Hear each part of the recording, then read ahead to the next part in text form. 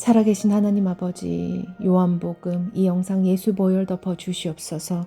주님, 예수님께서는 우리 안에 아홉 마리의 양보다는 길을 잃은 그 한 마리의 양을 찾아 온 것을 헤맨다 하셨습니다. 주님, 우리가 주님 속 시원케 하는 사명자로서 그 아버지께서 애타게 찾으시는 그 한 마리의 양을 아버지의 곁으로 돌아오게 하는 축복의 통로로 아버지 정말 쓰임받을 수 있도록 우리의 온 삶을 주장하여 주시고 주님 우리의 마음밭을 옥토밭으로 아버지 정말 기경하여 주시사 참으로 우리가 예수님 닮은 아름다운 성품의 사람들로 주님 빚어지게 하여 주시옵소서. 이 모든 말씀 존귀하신 예수님의 이름으로 기도드렸습니다. 아멘. 요한복음 1장 말씀이신 그리스도가 오심. 태초에 말씀이 계셨습니다. 그 말씀은 하나님과 함께 계셨는데 그 말씀은 곧 하나님이셨습니다. 그분은 세상이 창조되기도 전에 하나님과 함께 계셨습니다. 모든 것이 그분을 통하여 지음을 받았습니다. 지음을 받은 것 중에서 어느 것 하나도 그분 없이 지어진 것이 없습니다. 그분 안에는 생명이 있습니다. 그 생명은 세상 사람들을 비추는 빛이었습니다. 그 빛이 어둠 속에서 빛을 발했지만 어두움은 그 빛을 깨닫지 못했습니다. 하나님께로부터 보냄을 받은 요한이라는 사람이 있었습니다. 요한은 그 빛에 대해 증언하여 자기를 통해 모든 사람들이 믿음을 얻도록 하기 위해 보냄을 받은 사람입니다. 요한 자신은 그 빛이 아니었으나 사람들에게 그 빛에 대하여 증언하기 위해 온 것입니다. 참 빛이 있었습니다. 그 빛은 세상에 와서 모든 사람을 비췄습니다. 참 빛이 되신 말씀이 세상에 계셨습니다.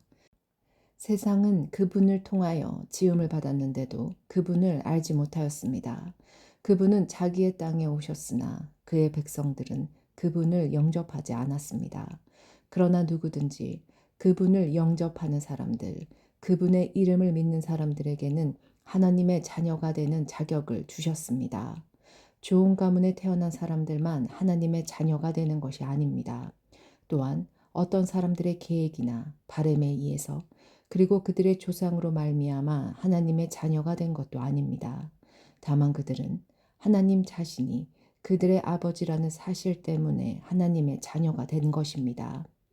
말씀이 사람이 되셔서 우리 가운데에서 사셨습니다. 우리는 그분의 영광을 보았습니다. 그 영광은 오직 하나님의 독생자만이 가질 수 있는 영광이었습니다. 그 말씀은 은혜와 진리로 충만해 있었습니다. 요한이 그분에 대하여 증언하며 외쳤습니다. 내가 전에 내 뒤에 오시는 분이 계시는데 그분이 나보다 더 위대하신 것은 내가 태어나기 전에 존재하셨기 때문이다 라고 말했는데 이분이 바로 내가 말한 그분이다. 그분의 충만하신 것에서 우리 모두는 넘치는 은혜를 받았습니다.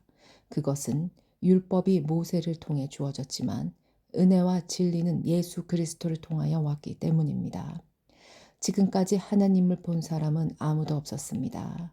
그러나 하나님이시며 아버지 곁에 계셨던 독생자이신 분이 우리에게 하나님이 어떤 분이신지를 알려주셨습니다. 세례자 요한의 증언. 요한이 증언한 내용은 이렇습니다. 예루살렘에 사는 유대인들이 제사장과 레위인 몇 사람을 요한에게 보내어 당신은 누구십니까? 라고 묻게 했습니다. 요한은 그 질문에 거절하지 않고 대답했습니다. 그는 분명하게 말했습니다. 나는 그리스도가 아닙니다. 그러자 그 사람들이 요한에게 물었습니다. 그럼 도대체 당신은 누구십니까? 엘리야입니까? 요한이 대답했습니다. 아니요, 나는 엘리야가 아닙니다. 그러자 그 사람들이 물었습니다. 장차 오시기로 한 그 예언자입니까? 요한은 또 대답했습니다. 아닙니다. 그러자 그들이 요한에게 말했습니다. 그렇다면 당신은 누구십니까?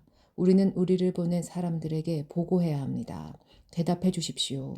당신은 자신을 무엇이라고 생각하십니까? 요한은 그 사람들에게 이사야 선지자의 말씀을 인용하여 대답했습니다. 나는 광야에서 주님을 위하여 길을 곧게 만들어라 하고 외치는 사람의 소리입니다. 보냄을 받은 유대 사람들 중에는 바리새인이 보낸 사람이 있었습니다. 그 사람들이 요한에게 물었습니다.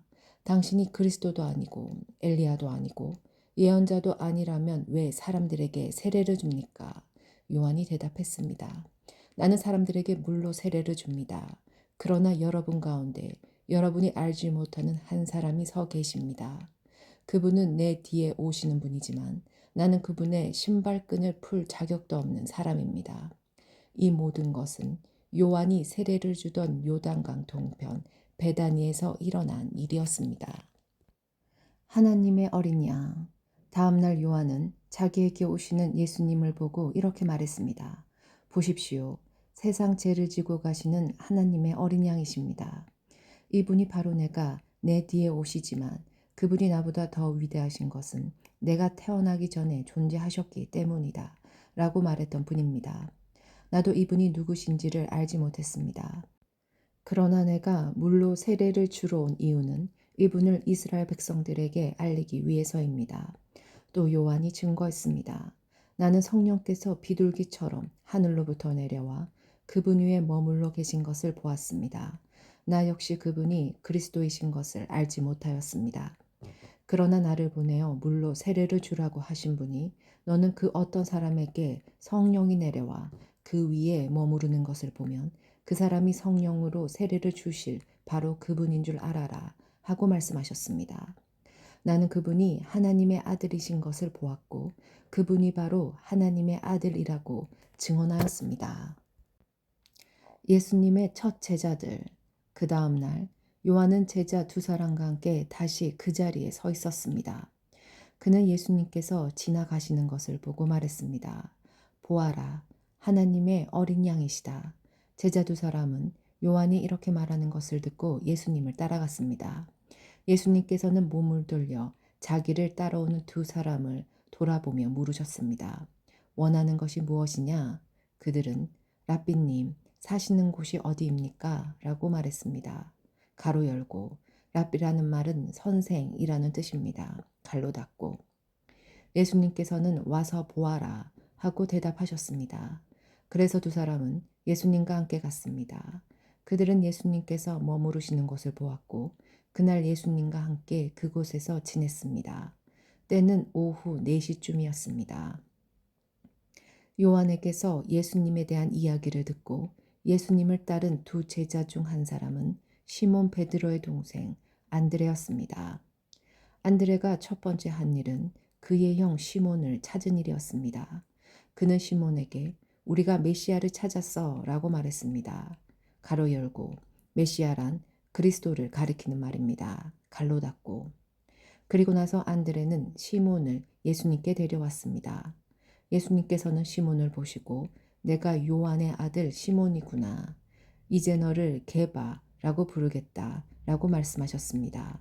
갈로 열고 게바란 베드로란 뜻입니다. 갈로 닫고 빌립과 나다니엘을 부르심. 다음날 예수님께서는 갈릴리로 가기를 원하셨습니다. 예수님께서는 빌립을 만나시자 그에게 나를 따라오너라 하고 말씀하셨습니다. 빌립은 안드레와 베드로와 같은 동네인 벳세다 사람이었습니다. 빌립은 나다니엘을 만나고는 그에게 이렇게 말했습니다. 모세가 율법책에 썼고 예언자들도 기록한 그분을 우리가 찾았다. 나사렛 사람 요셉의 아들 예수님이 바로 그분이시다. 그러나 나다니엘은 빌립에게 나사렛에서 뭐 좋은 것이 나올 수 있겠는가 라고 말했습니다. 빌립은 와서 보아라 하고 대답했습니다. 예수님께서는 나다니엘이 자기에게 오는 것을 보시고 여기 참 이스라엘 사람이 있다. 이 사람에게는 거짓된 것이 하나도 없다 라고 말씀하셨습니다. 나다니엘은 예수님께 저를 어떻게 하십니까? 하고 물었습니다. 예수님께서 대답하셨습니다. 빌립이 너를 부르기 전 내가 무화과 나무 아래에 있는 것을 내가 보았다. 나다니엘은 예수님께 선생님, 당신은 하나님의 아들이시며 이스라엘의 왕이십니다. 라고 대답했습니다. 예수님께서는 나다니엘에게 내가 무화과 나무 아래에 있는 것을 내가 보았다고 말해서 나를 믿느냐? 그러나 너는 그것보다 더 큰 일을 보게 될 것이다. 라고 대답하셨습니다. 그리고 그들에게 내가 너희에게 진리를 말한다. 너희는 하늘이 열리고 하나님의 천사들이 인자 위에서 오르락내리락 하는 것을 보게 될 것이다. 라고 말씀하셨습니다. 2장 가나에서 열린 결혼식. 3일째 되던 날에 갈릴리에 있는 가나라는 마을에서 결혼식이 열렸습니다. 예수님의 어머니도 결혼식에 참석하였고 예수님과 그분의 제자들도 결혼식에 초대받았습니다. 포도주가 바닥났을 때 예수님의 어머니가 예수님께 이 집에 포도주가 다 떨어졌구나 라고 말해 주었습니다. 예수님께서는 어머니 왜 저에게 이런 부탁을 하십니까? 저희 때가 아직 오지 않았습니다. 라고 대답하셨습니다. 예수님의 어머니는 하인들에게 그분이 시키는 일은 무엇이든지 하여라 하고 말해 두었습니다. 그 집에는 돌로 만든 물 항아리가 6개 있었습니다. 이 항아리는 유대인들이 정결 예식에 사용하는 항아리들이었습니다. 그것은 각각 물 2~3동이를 담을 수 있는 항아리였습니다. 예수님께서 하인들에게 항아리에 물을 채워라 하고 말씀하셨습니다. 하인들은 항아리에 물을 가득 채웠습니다. 그러자 예수님께서는 그들에게 자 이제 그것을 퍼다가 잔치를 주관하는 사람에게 갖다 주어라 하고 말씀하셨습니다. 하인들은 물을 떠서 잔치를 주관하는 사람에게 갖다 주었습니다. 하인이 떠다 준 물을 잔치를 주관하는 사람들이 맛보았을 때 그 물은 포도주가 되어 있었습니다. 그는 그 포도주가 어디서 난 것인지 알지 못하였지만 물을 가져온 하인들은 알고 있었습니다. 잔치를 주관하는 사람은 신랑을 불렀습니다. 그리고 그에게 사람들은 항상 처음에 좋은 포도주를 내놓고 손님들이 취한 다음에는 값싼 포도주를 내놓는 법인데 당신은 지금까지 가장 좋은 포도주를 보관하고 계셨군요. 하고 말하였습니다. 예수님께서는 이 첫 번째 표적을 갈릴리 가나에서 행하셨으며 거기서 그의 영광을 보여주셨습니다. 그러자 그의 제자들이 그를 믿게 되었습니다. 이 일이 있은 후 예수님께서는 그의 어머니와 형제들과 제자들과 함께 가버나움이라는 마을로 가서 며칠 동안 머무르셨습니다. 성전을 깨끗하게 하심. 유대의 명절인 유월절이 가까워오자 예수님께서는 예루살렘으로 올라가셨습니다. 예수님께서는 성전 뜰 안에서 소와 양과 비둘기를 팔고 있는 사람들과 또 상에 앉아서 돈을 바꿔주는 사람들을 보셨습니다. 예수님께서는 끈으로 채찍을 만들어 양과 소를 비롯하여 모든 짐승을 성전 뜰에서 쫓아내셨습니다. 예수님께서는 돈 바꾸는 사람들의 상을 뒤엎으시고 그 사람들의 돈을 흩트리셨습니다. 그리고 비둘기를 파는 사람들에게 명령하셨습니다. 이것들을 여기서 치워라. 내 아버지의 집을 시장터로 만들지 마라. 이때 제자들은 성경에 주님의 집에 대한 나의 열심이 불처럼 나를 삼켜버렸다 라고 기록된 것을 생각하였습니다. 유대인들은 예수님께서 당신은 당신에게 이런 일들을 행할 권리가 있다는 것을 증명할 무슨 표적을 행할 수 있습니까? 하고 물었습니다. 예수님께서는 이 성전을 허물어라. 그러면 내가 3일 만에 이것을 다시 세우겠다 라고 대답하셨습니다. 그러자 유대인들은 이 성전을 건축하는데 46년이 걸렸는데 당신이 3일 만에 다시 세우겠다는 겁니까? 라고 반문했습니다. 그러나 예수님께서 말씀하신 성전은 그분 자신의 몸을 가리키는 것이었습니다.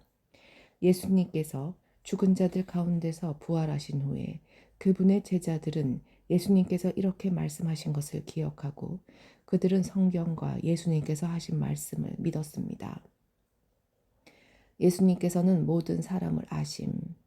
예수님께서 예루살렘에 계시는 6월절 기간 동안 많은 사람들이 그분이 행하시는 표적을 보고 예수님을 믿었습니다. 그러나 예수님께서는 모든 사람을 알고 계셨기 때문에 자기 자신을 그 사람들에게 맡기지 않으셨습니다. 예수님께서는 사람들의 마음속에 무엇이 들어있는지 알고 계셨기 때문에 사람에 대해서 어느 누구의 증언이 필요가 없었습니다. 3장 예수님과 니고데모. 바리새인들 중에 니고데모라는 사람이 있었습니다. 그는 유대 공의의 의원 중 한 사람이었습니다. 어느 날 밤 니고데모가 예수님을 찾아왔습니다. 그는 선생님, 우리는 당신이 하나님께로부터 오신 선생님이라는 것을 압니다. 하나님께서 함께 하시지 않는다면 아무도 선생님께서 하셨던 일들을 행할 수 없습니다. 라고 말했습니다. 예수님께서 대답하셨습니다. 내가 너에게 진리를 말한다. 누구든지 다시 태어나지 않으면 하나님의 나라를 볼 수 없다. 니고데모가 예수님께 물었습니다. 사람이 이미 나이가 많아 어른이 되었는데 어떻게 다시 태어날 수 있겠습니까? 어머니의 태 안에 다시 들어가 2번씩이나 태어날 수 있겠습니까? 예수님께서 이렇게 대답하셨습니다. 내가 너에게 진리를 말한다. 누구든지 물과 성령으로 태어나지 않는다면 그 사람은 하나님 나라에 들어갈 수 없다. 사람이 육체적으로는 그의 부모로부터 태어났지만 영적으로는 성령으로 태어난다. 내가 너에게 다시 태어나야 한다 라고 말한 것에 너무 놀라지 마라. 바람은 제멋대로 부는 법이다. 너는 바람 부는 소리는 듣지만 그 바람이 어디서부터 와서 어디로 가는지는 알지 못한다. 성령으로 다시 태어나는 모든 사람도 이와 같다.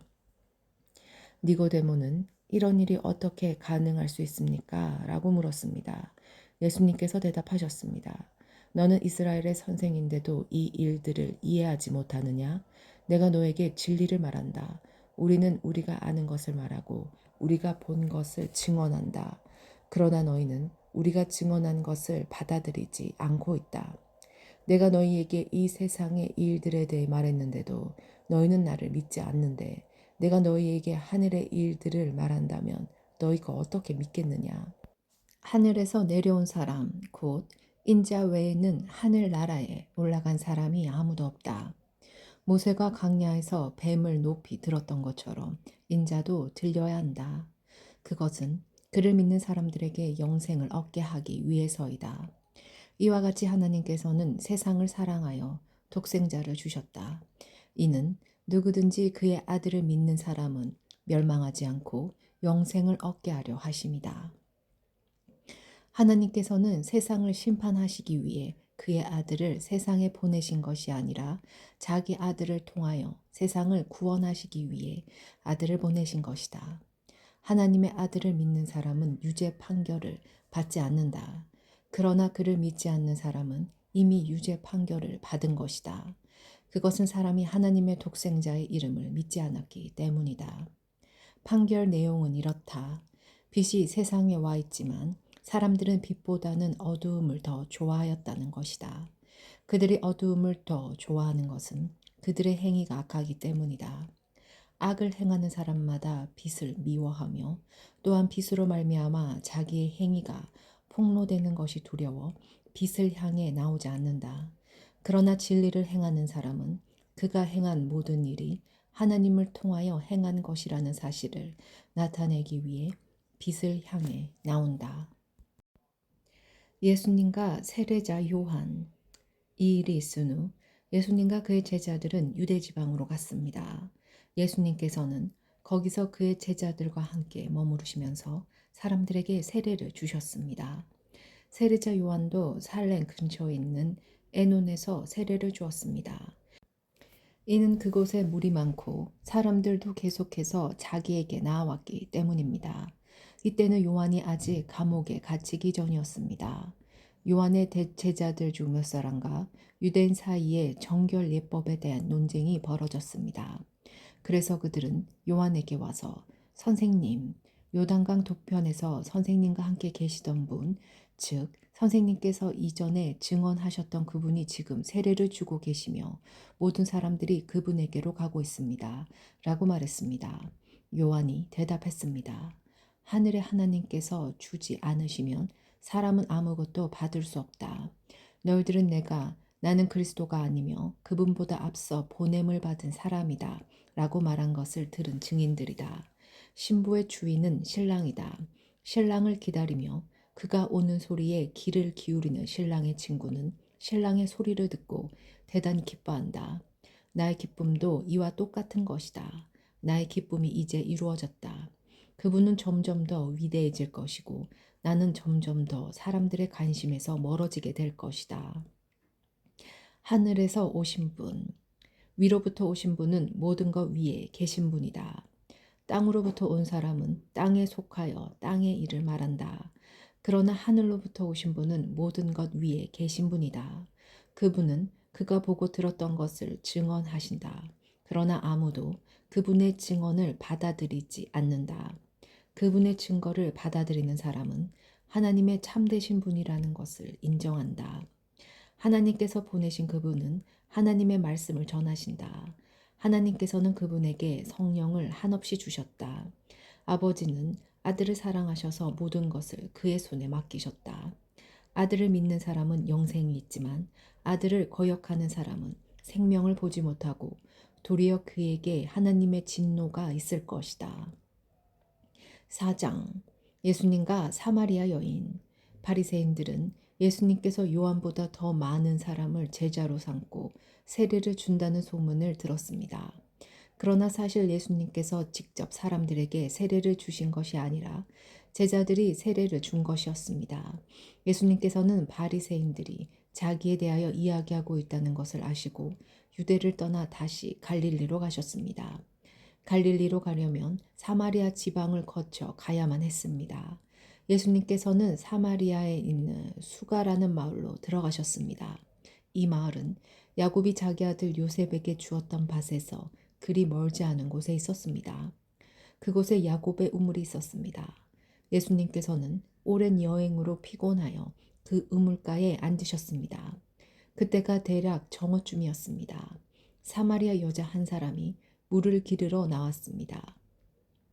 예수님께서는 그 여자에게 내게 마실 물을 좀 주시오 라고 말씀하셨습니다. 이 일이 일어날 중 예수님의 제자들은 먹을 것을 사러 마을로 내려가고 그 자리에 없었습니다. 사마리아 여자는 예수님께 당신은 유대 남자고 나는 사마리아 여자인데 어떻게 나에게 마실 것을 달라고 할 수 있습니까? 라고 말했습니다. 당시 유대인들은 사마리아 사람들과 상종을 하지 않았습니다. 예수님께서는 그 여자에게 이렇게 대답하셨습니다. 당신이 하나님께서 주시는 선물이 무엇인지 또 내게 마실 것을 달라 라고 말하고 있는 사람이 누구인지 알았더라면 오히려 당신이 그 사람에게 구하였을 것이고 그러면 그가 당신에게 생명의 물을 주었을 것이요. 그 여자가 말했습니다. 선생님, 당신에게는 물 기를 도구도 없고 이 우물은 매우 깊은데 어디서 그 생명의 물을 구한단 말입니까? 당신이 우리 조상 야곱보다 더 큰 분이란 말씀이십니까? 야곱은 우리에게 이 우물을 주신 분입니다. 그분도 친히 이 우물에서 물을 길러 마셨고 그분의 아들들과 가축들도 그렇게 했습니다.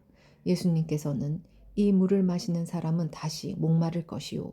그러나 내가 주는 물을 마시는 사람은 누가 되었던 건 간에 영원히 목마르지 않을 것이요. 내가 주는 물은 그 사람 안에서 계속 솟아나 영원한 생명을 가져다 주는 우물이 될 것이요. 라고 대답하셨습니다. 사마리아 여자는 예수님께 선생님, 저에게 그른 물을 주셔서 제가 다시는 목이 마르지 않을 뿐더러 물을 기르러 여기에 오지 않게 해주십시오. 라고 말했습니다.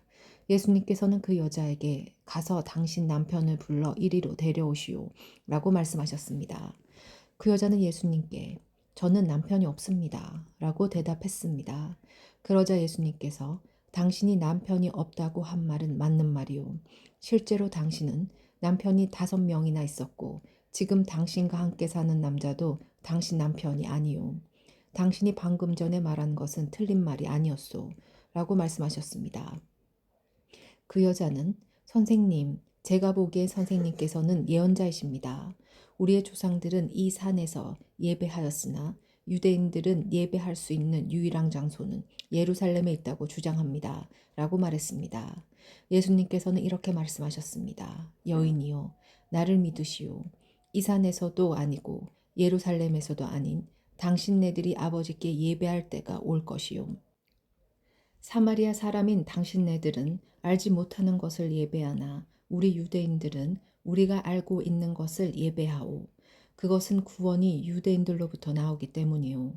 그러나 참되게 예배하는 사람들이 영과 진리로 아버지께 예배할 때가 올 것인데 지금이 바로 그때요.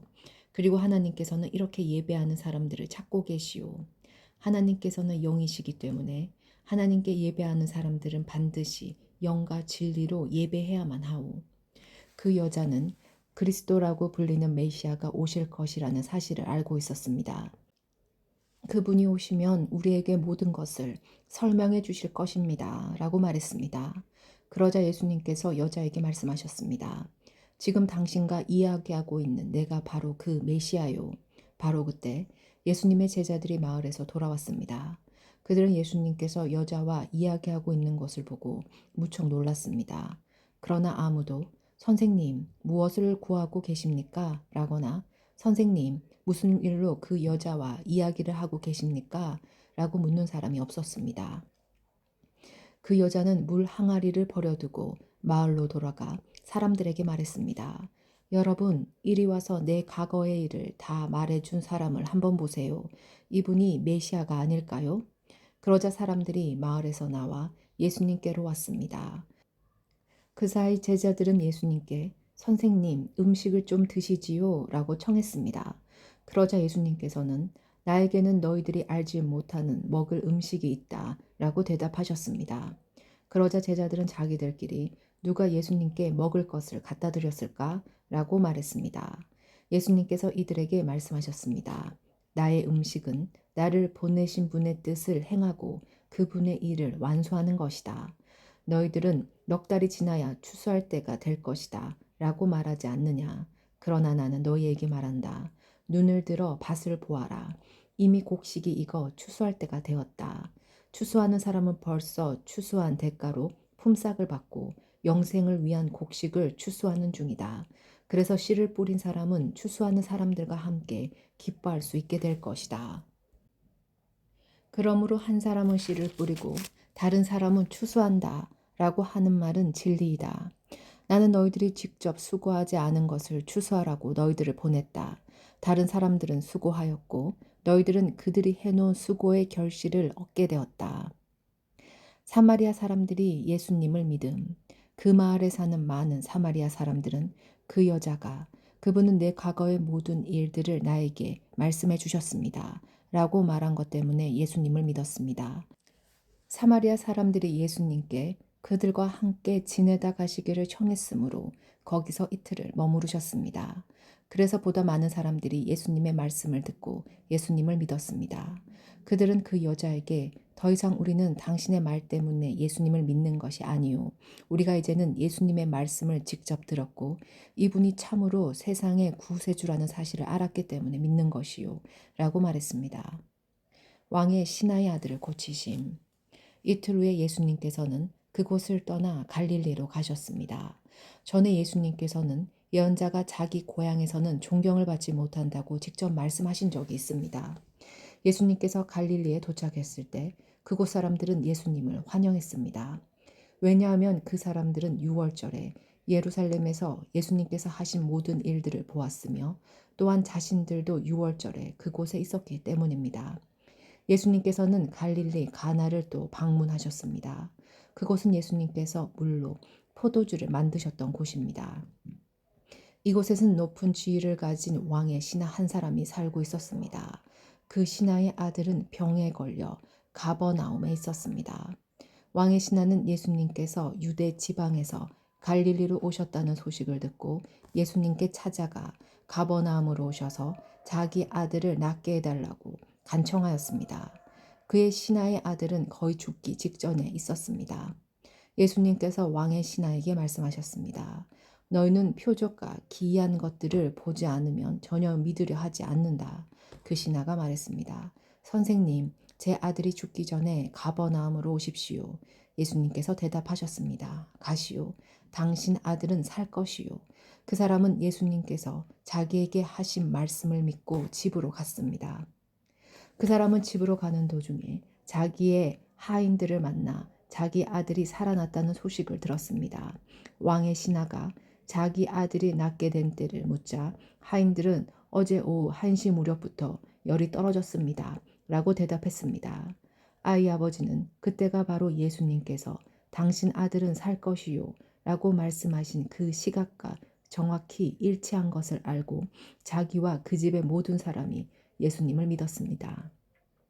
그것은 예수님께서 유대에서 갈릴리로 오신 후 행하신 두 번째 표적이었습니다. 5장 연못가의 병자를 고치심. 얼마 후 유대인의 명절이 되어 예수님께서는 예루살렘으로 올라가셨습니다. 예루살렘에 있는 양의 문 근처에 기둥 5개가 있는 연못이 있었습니다. 거기에는 히브리 말로 베네스다라고 씌어 있었습니다. 그곳에는 변약한 사람, 앞 못 보는 사람, 걷지 못하는 사람, 다리를 저는 사람 등 많은 병자들이 누워 있었습니다. 거기에 38년 동안 병을 앓아온 한 남자가 있었습니다. 예수님께서는 그 남자가 누워 있는 것을 보시고 그가 아주 오랫동안 병을 앓아온 사람이라는 것을 아셨습니다. 그래서 그에게 물으셨습니다. 낫기를 원하시오? 병든 사람이 대답했습니다. 선생님, 물이 움직이기 시작할 때 제가 연못 안으로 들어갈 수 있게 도와주는 사람이 없습니다. 제가 물속으로 들어가라고 하면 다른 사람이 저보다 앞서서 물속으로 들어가곤 합니다. 그때 예수님께서 말씀하셨습니다. 일어나서 당신의 침상을 들고 걸어가시오. 그 즉시 그 남자는 병이 나았습니다. 그는 그의 침상을 들고 걸어가기 시작했습니다. 그런데 그날은 안식일이었습니다. 그래서 유대인들은 병이 나은 그 남자에게 이렇게 말했습니다. 오늘은 안식일이요. 안식일에 당신이 침상을 들고 가는 것은 율법을 어기는 일이요. 그러자 그 남자가 대답했습니다. 나를 고쳐주신 분이 나에게 침상을 들고 걸어가거라 하고 말씀하셨습니다. 당신에게 침상을 들고 걸어가라고 말한 사람이 도대체 누구요? 라고 유대인들이 다시 물었습니다.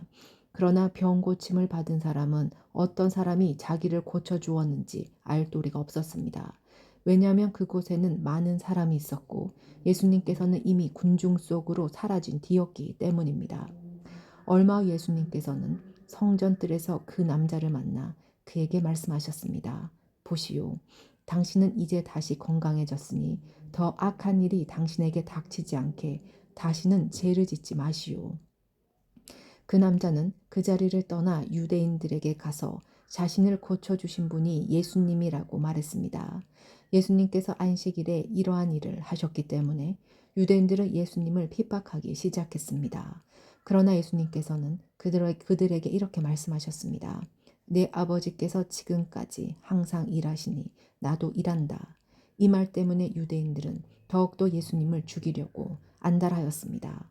그것은 그분이 안식일을 범할 뿐만 아니라 하나님을 자기의 친아버지라고 불러 자기를 하나님과 동등하게 여기고 있기 때문이었습니다. 하나님의 권세를 가지신 예수님. 그러자 예수님께서 말씀하셨습니다. 내가 너희에게 진리를 말한다. 아들은 어느 것 하나도 혼자서 할 수 없다. 아들은 다만 아버지께서 하시는 일을 보고서야 그것을 할 수 있을 따름이다. 그것은 아버지께서 무엇을 행하시든지 아들도 행하기 때문이다. 아버지께서는 아들을 사랑하셔서 그분이 하시는 모든 일들을 아들에게 보여주신다. 너희에게는 놀랄 만한 일이겠지만 아버지께서는 이보다 더 큰 일들을 아들에게 보여주실 것이다. 아버지께서 죽은 사람을 부활시키시며 그 아들에게 생명을 주시는 것처럼 아들도 자기가 원하는 자들에게 생명을 줄 것이다. 이뿐 아니라 아버지는 아무도 심판하지 않으시고 심판하는 모든 고난을 아들에게 맡기셨다. 하나님께서 이렇게 하시는 것은 모든 사람들이 아버지를 존경하듯이 아들도 존경하게 하기 위해서이다. 아들을 존경하지 않는 사람은 아들을 보내신 아버지도 존경하지 않는 것이다. 내가 너희에게 진리를 말한다. 누구든지 내 말을 듣고 나를 보내신 분을 믿는 사람은 영원한 생명을 얻었고 심판을 받지 않을 것이며 사망에서 생명으로 옮겨졌다. 내가 너희에게 진리를 말한다. 죽은 사람이 하나님의 아들의 음성을 들을 때가 올 것인데 그때가 바로 지금이다. 그 음성을 듣는 사람들은 살 것이다. 아버지 속에 생명이 있는 것처럼 아버지께서는 아들에게도 생명을 주어 그 속에 있게 하셨다. 또한 아들이 곧 인자이기 때문에 아버지께서는 아들에게 심판할 수 있는 권한을 주셨다. 이 말을 한다고 놀라지 마라. 무덤 속에 있는 모든 사람들이 아들의 음성을 들을 때가 올 것이다.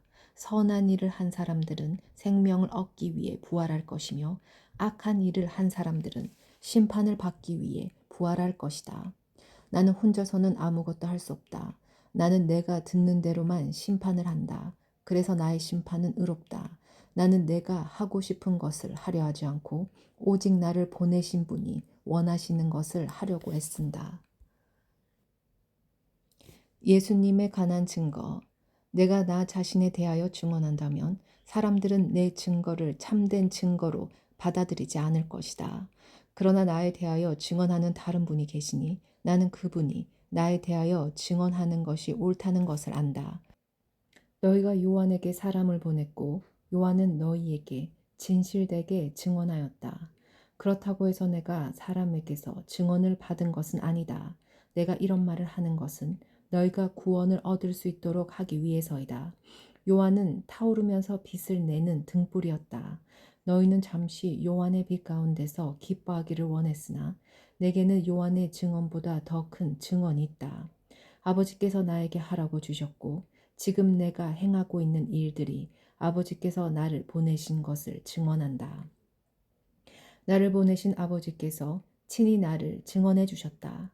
너희는 지금까지 그분의 음성을 듣지도 않았고 그분의 모습을 보지도 않았다.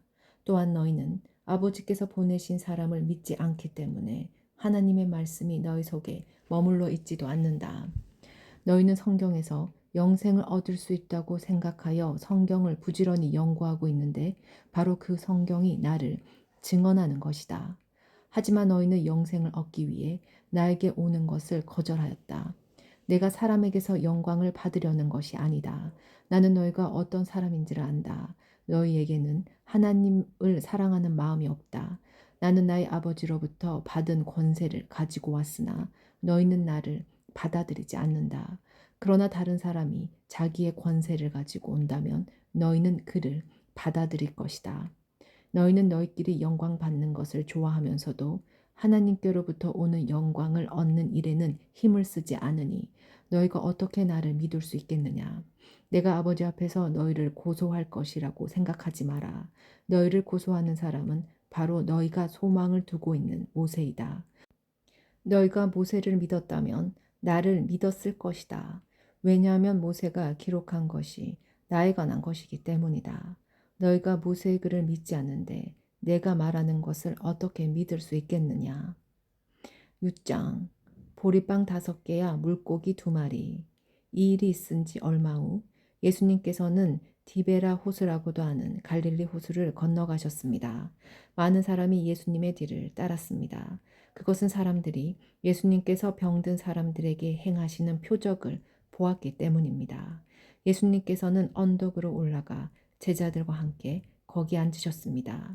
때는 유대인의 명절인 유월절 무렵이었습니다. 예수님께서는 눈을 들어 많은 사람이 예수님께 나오는 것을 바라보시고 빌립에게 말씀하셨습니다. 이 사람들이 먹을 빵을 어디서 살 수 있겠느냐? 예수님께서는 빌립이 어떻게 하나 보시려고 이런 질문을 하신 것이었습니다. 예수님께서는 빌립이 어떻게 할 것인가를 이미 알고 계셨습니다. 빌립이 예수님께 대답했습니다. 여기 있는 한 사람 한 사람이 빵을 한 입씩만 먹는다고 해도 그 빵을 사려면 200데나리온은 있어야 할 것입니다. 그때 예수님의 제자 중 한 사람인 시몬 베드로의 동생 안드레가 말했습니다. 여기 사내아이 하나가 가지고 온 작은 보리빵 5개와 작은 물고기 2마리가 있습니다. 하지만 이것만 가지고 이렇게 많은 사람을 어떻게 먹이겠습니까? 예수님께서 말씀하셨습니다. 사람들에게 앉으라고 하여라. 그곳은 풀이 많은 곳이었습니다. 거기에 앉은 남자 어른의 수는 약 5천 명이었습니다. 그때 예수님께서는 빵을 가지고 하나님께 감사의 기도를 하신 후 그곳에 앉아 있는 사람들에게 그들이 원하는 만큼 나눠주셨습니다. 예수님께서는 물고기를 가지고도 이렇게 하셨습니다. 사람들은 모두 실컷 먹었습니다. 식사가 끝났을 때 예수님께서 제자들에게 말씀하셨습니다. 먹고 남은 빵과 물고기를 다 모으고 하나도 버리지 마라. 그래서 제자들은 남은 음식들을 모았습니다. 보리빵 5개로 사람들이 먹고 남은 조각들이 큰 강주리로 12개나 되었습니다. 사람들은 예수님께서 행하신 표적을 보고 말했습니다. 이분은 세상에 오실 그 예언자가 틀림없다. 예수님께서는 사람들이 와서 자기를 강제로 데려다가 그들의 왕으로 세우려 한다는 것을 아셨습니다. 그래서 다시 그곳을 떠나 혼자 산으로 올라가셨습니다. 무리를 걸으신 예수님. 밤이 되자 예수님의 제자들은 갈릴리 호수로 내려갔습니다. 이미 날은 어두워졌지만 예수님께서는 아직 제자들에게 오지 않으셨습니다. 제자들은 작은 배를 타고 가버나움으로 가기 위해 갈릴리 호수를 건너기 시작했습니다. 그때 강한 바람이 불어오고 호수 위의 파도는 점점 거세졌습니다. 제자들은 약 4에서 5km 정도의 거리를 노저어 갔습니다. 그때 예수님께서 무리를 걸어 배를 향하여 오시는 것이 보였습니다. 제자들은 두려웠습니다. 하지만 예수님께서 그들에게 말씀하셨습니다. 나다. 두려워하지 마라. 제자들은 기꺼이 예수님을 배 안으로 모셨습니다. 배는 곧 그들이 가려는 목적지에 도착했습니다. 사람들이 예수님을 찾음. 다음 날 호수 반대편에 서 있던 군중은 그곳에 배가 한 척밖에 없다는 것과 예수님께서 제자들과 함께 가시지 않고 제자들만 떠났다는 것을 알게 되었습니다. 그쯤 벼 몇 척이 디베라에서 왔습니다. 디베라는 예수님께서 하나님께 감사 기도를 드린 후 사람들이 빵을 먹었던 장소에서 가까운 곳에 있는 마을입니다. 사람들은 예수님과 그분의 제자들이 그곳에 없다는 것을 알고는 배를 타고 예수님을 찾으러 가버나움으로 갔습니다. 생명의 빵이신 예수님. 사람들은 호수 건너편에서 예수님을 만났습니다. 그들은 예수님께 물었습니다. 선생님, 언제 여기에 도착하셨습니까? 예수님께서 그 사람들에게 대답하셨습니다. 내가 너희에게 진리를 말한다. 너희가 나를 찾는 것은 내가 행한 표적을 보았기 때문이 아니라 빵을 배불리 먹었기 때문이다. 썩어 없어지는 음식을 위해 일하지 말고 영혼이 있어서 영생을 주는 음식을 위해 일하여라. 인자는 너희에게 그런 음식을 줄 것이다. 하나님 아버지께서 인자가 이런 일을 행하는 것을 허락하셨다. 그러자 사람들이 예수님께 물었습니다. 하나님께서 원하시는 일을 하기 위해 우리는 무엇을 해야 합니까? 예수님께서 대답하셨습니다. 하나님의 일이란 바로 하나님께서 보내신 사람을 믿는 것이다. 다시 사람들이 물었습니다. 당신은 어떤 표적을 행하여 우리가 보고 당신을 믿게 하시겠습니까? 성경에 하나님께서는 그들에게 먹을 빵을 하늘에서 내려주셨다 라고 기록되어 있듯이 우리 조상들은 광야에서 만나를 먹었습니다. 예수님께서 그들에게 말씀하셨습니다. 내가 너희에게 진리를 말한다. 너희에게 하늘로부터 내린 빵을 준 사람은 모세가 아니다. 나의 아버지께서 너희에게 하늘로부터 참된 빵을 주신 것이다. 하나님의 빵은 하늘로부터 내려와서 세상에 생명을 주는 것이다. 사람들이 예수님께 말했습니다. 선생님, 이 빵을 우리에게 항상 주십시오. 그때 예수님께서 그들에게 선언하셨습니다. 나는 생명의 빵이다. 내게 오는 사람은 결탄코 굶주리지 않을 것이며 나를 믿는 사람은 결코 목마르지 않을 것이다. 그러나 전에도 내가 너희에게 말했던 것처럼 너희는 나를 보고도 여전히 나를 믿지 않는다. 아버지께서 나에게 주신 사람은 다 내게로 올 것이며 나에게 오는 자를 나는 결탄코 쫓아내지 않을 것이다. 나는 내 뜻을 이루기 위해서 하늘에서 내려온 것이 아니다. 나는 나를 보내신 분의 뜻을 행하기 위해 하늘에서 내려왔다.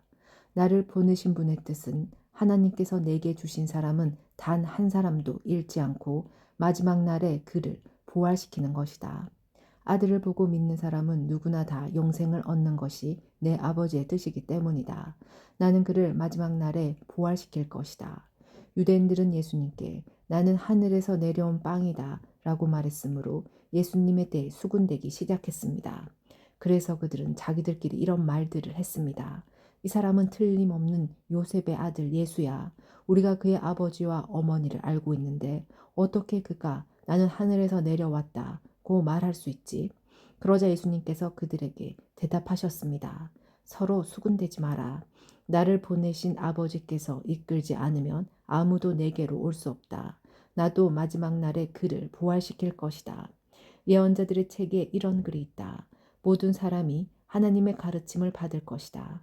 아버지의 말씀을 듣고 아버지에게서 배우는 사람은 내게로 온다. 하나님으로부터 온 사람 외에는 아버지를 본 사람이 없다. 오직 하나님으로부터 온 그 사람만 아버지를 보았다. 내가 너희에게 진리를 말한다. 믿는 사람에게는 영생이 있다. 나는 생명의 빵이다. 너희의 조상들은 광야에서 만나를 먹었지만 죽었다. 하늘에서 내려오는 빵이 여기 있다. 누구든지 이 빵을 먹으면 결코 죽지 않을 것이다. 나는 하늘에서 내려온 생명을 주는 빵이다. 누구든지 이 빵을 먹으면 영원히 살 것이다. 내가 줄 빵은 나의 살이다. 내 살은 세상에 생명을 준다. 그러자 유대인들은 이 사람이 어떻게 자기 몸을 우리에게 먹으라고 줄 수 있겠는가? 라고 말하며 서로 다투기 시작했습니다. 예수님께서 그들에게 말씀하셨습니다. 내가 너희에게 진리를 말한다. 너희가 인자의 살을 먹지 않고 또 그의 피를 마시지 않으면 너희 속에 생명이 없다. 나의 살을 먹고 나의 피를 마시는 사람은 영생을 얻으며 나도 그 사람을 마지막 날에 부활시킬 것이다. 나의 살은 참된 음식이며 나의 피는 참된 음료다. 나의 살을 먹고 나의 피를 마시는 사람은 누구든지 내 안에 있고 나도 그 사람 안에 있다. 살아계신 아버지께서 나를 보내셨고 나 또한 아버지 때문에 살고 있는 것처럼 나를 먹는 그 사람은 나 때문에 살 것이다. 하늘에서 내려온 빵은 너희 조상들이 먹고 죽었던 빵과 같지 않다. 이 빵을 먹는 사람은 영원히 살 것이다. 이 모든 말씀은 예수님께서 가버나움 회당에서 가르치실 때 하신 말씀입니다. 영생의 말씀. 예수님의 제자들 중에 여러 사람이 예수님의 말씀을 듣고 말했습니다. 이 말씀은 어렵다. 누가 알아들을 수 있겠는가? 예수님께서는 제자들이 이 문제로 수군거리는 것을 아시고 그들에게 이런 말씀을 하셨습니다. 이것이 너희에게 장애물이 되느냐? 그렇다면 인자가 전에 있던 곳으로 올라가는 것을 너희가 보면 어떻겠느냐? 생명을 주시는 분은 성령이시다. 그러므로 사람의 힘은 전혀 쓸모가 없다. 내가 너희에게 한 말은 성령의 말씀이고 생명의 말씀이다. 그러나 너희 중에는 믿지 않는 사람이 있다. 예수님께서는 처음부터 누가 믿지 않을지 또 누가 예수님을 배반할지를 알고 계셨습니다. 예수님께서 계속 말씀하셨습니다. 그러므로 내가 사람이 내게 오는 것을 아버지께서 허락하지 않으시면 아무도 내게로 올 수 없다. 고 너희에게 말한 이유가 여기에 있다. 예수님께서 이 말씀을 하시자 제자들 중에 많은 사람이 예수님을 떠났습니다. 그들은 더 이상 예수님을 따르지 않았습니다. 그러자 예수님께서 12제자에게 물으셨습니다. 너희들도 떠나고 싶으냐? 시몬 베드로가 예수님께 대답했습니다. 주님, 주님께 영생의 말씀이 있는데 우리가 누구에게 가겠습니까? 우리는 주님이 하나님의 거룩한 분임을 믿고 알고 있습니다. 예수님께서 제자들에게 대답하셨습니다. 내가 너희 12사람을 선택하지 않았느냐? 그러나 너희 중에 한 사람은 마귀니라. 예수님께서는 가롯사람 시몬의 아들 유다를 두고 말씀하신 것이었습니다. 유다는 12제자에 들어있던 사람이었지만 후에 예수님을 배반했습니다. 7장 믿지 않는 예수님의 형제들. 이 일 있은 후 예수님께서는 갈릴리 지방을 다니셨습니다. 유대인들이 예수님을 죽이려고 했기 때문에 유대에서 다니기를 원하지 않으셨던 것입니다. 유대인들의 명절인 초막절이 가까웠습니다. 그래서 예수님의 동생들은 예수님께 형님의 제자들도 형님이 행하는 일들을 볼 수 있도록 이곳을 떠나 유대로 가십시오. 누구가 자기가 하는 일이 은밀하게 행해지지 않고 사람들에게 알려지기를 바라는 법입니다. 형님이 이런 일들을 행하고 계시다면 자신을 온 세상에 알리십시오. 라고 말했습니다. 예수님의 동생들이 이렇게 말한 것은 그들도 예수님을 믿지 않았기 때문이었습니다. 그래서 예수님께서는 그들에게 이런 말씀을 하셨습니다. 내 때는 아직 오지 않았다. 하지만 너희 때는 항상 준비되어 있다. 세상이 너희는 미워할 수 없겠지만 나는 미워하고 있다. 이는 내가 세상에 대하여 또 세상이 행하는 일들에 대하여 악하다고 증언하기 때문이다.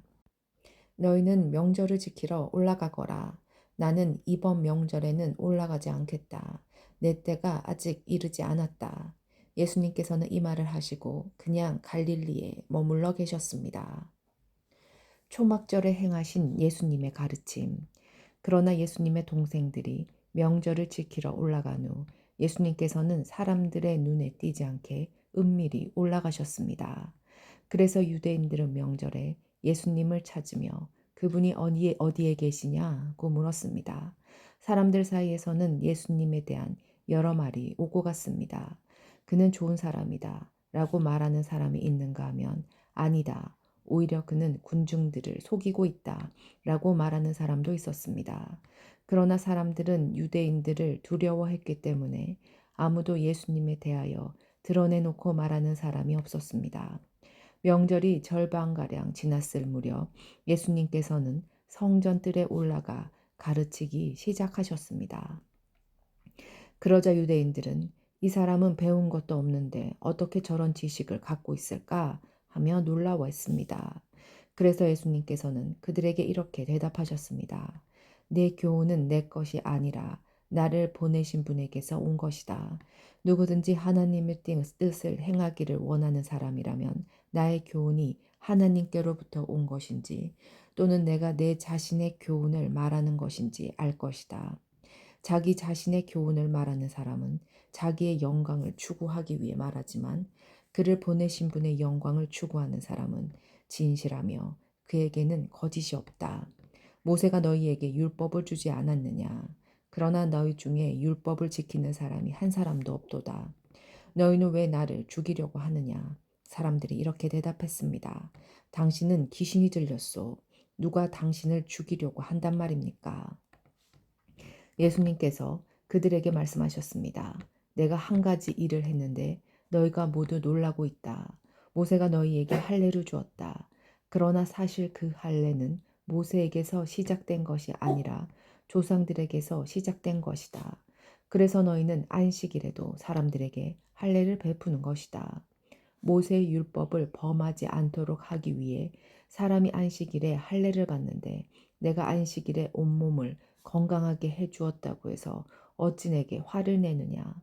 너희는 겉모양만 보고 판단하지 말고 올바른 평가에 따라 판단하여라. 예수님은 메시아인가? 이때 예루살렘 사람 중에는 이렇게 말하는 사람들이 있었습니다. 이 사람이 사람들이 죽이려고 하는 바로 그 사람이 아니냐. 보아라. 그가 여러 사람 앞에서 드러내놓고 말하여도 사람들은 그에게 아무 대꾸도 하지 못하는데 혹시 지도자들도 이 사람을 정말로 그리스도로 알고 있는 것이 아닌가? 하지만 우리는 이 사람이 어디서 왔는지 알고 있다. 그리스도가 오실 때에는 그분이 어디서 오시는지 아무도 알지 못한다. 그러자 예수님께서는 성전 뜰에서 가르치실 때 큰 소리로 말씀하셨습니다. 너희는 나를 알며 또 내가 어디서 왔는지도 알고 있다. 그러나 나는 이곳에 내 스스로 온 것이 아니다. 나를 보내신 분은 참되시다. 너희는 그분을 알지 못하지만 나는 그분을 아는 것이 내가 그분에게서 왔고 그분은 나를 보내셨기 때문이다. 이 일 때문에 사람들이 예수님을 붙잡으려고 하였습니다. 하지만 아무도 그분에게 손을 대는 사람은 없었습니다. 이는 오직 그분의 때가 되지 않았기 때문입니다. 그러나 무리 중에 많은 사람이 예수님을 믿었습니다. 그 사람들은 그리스도께서 오신다고 해도 과연 그가 행하실 표적들이 이 사람이 한 것보다 더 많겠는가 하고 말했습니다. 예수님을 잡으려 함. 사람들이 예수님을 가리켜 이렇게 수군대는 것을 바리새인들이 들었습니다. 그래서 대제사장들과 바리새인들이 예수님을 붙잡으려고 성전 경비대를 보냈습니다. 예수님께서는 나는 잠시 동안 너희와 함께 있다가 나를 보내신 분에게 갈 것이다. 너희가 나를 찾을 것이나 찾아내지 못할 것이며 내가 있는 곳에 너희는 올 수도 없다. 라고 말씀하셨습니다. 유대인들은 자기들끼리 이런 말을 하였습니다. 이 사람이 어디로 가려고 하기에 우리가 자기를 찾아내지 못할 것이라고 하는가? 그리스의 여러 도시로 가서 그리스 사람들을 가르치려고 하는가? 너희는 나를 찾을 것이나 찾아내지 못할 것이며 내가 있는 곳에 너희는 올 수도 없다 라고 말한 것이 무슨 뜻인가? 생명수에 관한 교훈. 축제가 절정에 달한 명절 마지막 날에 예수님께서 서서 큰 소리로 말씀하셨습니다. 누구든지 목마르거든 내게로 와서 마셔라.